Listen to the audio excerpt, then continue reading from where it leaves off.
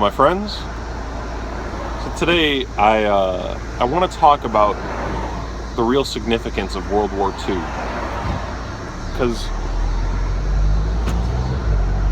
it's hard to understate, really. The revolutionary effects of World War II cannot be understated. I think that World War II was the final nail in the coffin for the native European culture and way of life, which for all of history has been a rural agricultural way of life, where self-sustaining, self-supporting communities that had some kind of balance with nature were the norm. And this was the case even directly before World War II. I was surprised to learn this actually just last semester at school, where I was studying the history of Italy in particular to write an essay on an Italian film that came out in the 60s or 70s called I, Cannibali, and it was like an Antigone type of story. But I was surprised to learn that before World War II, Italy was still vast majority peasant agriculturalists who lived in rural communities and supported their communities pretty much the same way that they had for hundreds of years beforehand, thousands of years beforehand.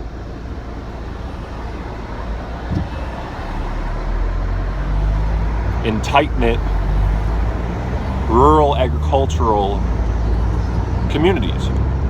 And the history that we're given is sort of that this whole industrial revolution happened naturally and spontaneously, and it was just the result of the new technological innovations, and that this was just a sort of a inevitable process that occurred starting with the 1700s, the whole textile mills and coal mining and factory labor and whatnot.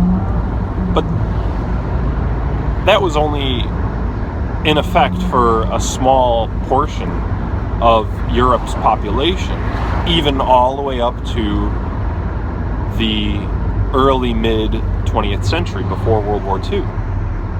And what happened during World War II in Italy, this is what I know in particular, is the Allied bombing destroyed their infrastructure so thoroughly.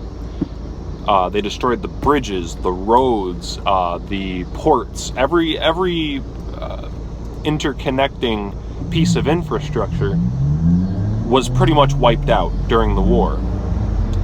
And so the old rural networks that were used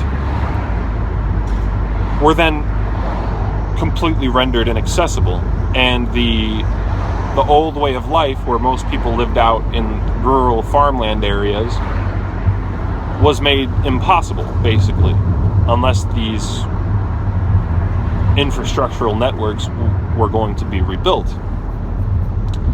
And you would think that if Italy really cared about its people, they would have rebuilt the network the way that the people had it for centuries beforehand.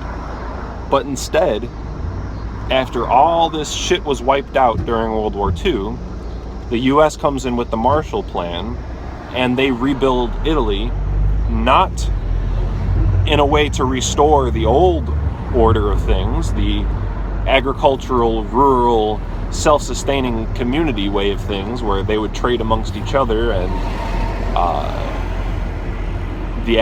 the whole system was based internally, almost. Instead, they rebuilt it so that city centers were preferred, and the infrastructure was, all the money of the Marshall Plan was funneled into this urban project that would define the 20th century after World War II. Building up the urban centers, focusing all trade and all commerce on these urban centers, which were controlled by, not by the average peasant the way that the old communities were, but by merchant and industrial elites, financial elites. So it makes me think that part of World War II was actually aimed at doing just that. It was aimed at restructuring the economy of these countries that were lagging behind with their industrialization.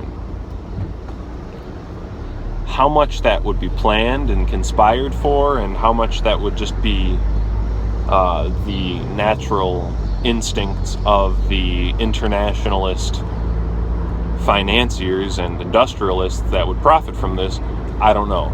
But the fact is that these effects are what occurred. And I would imagine that these same effects occurred more or less across the whole world, and even in America.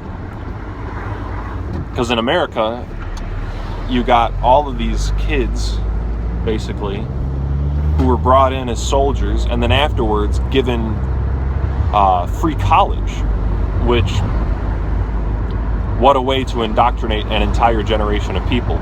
You send them off to war and get them traumatized, and then bring them back home and teach them whatever the fuck you want to teach them in college. And I'm sure after the trauma of World War II, they'd be ready to accept almost anything they're told. So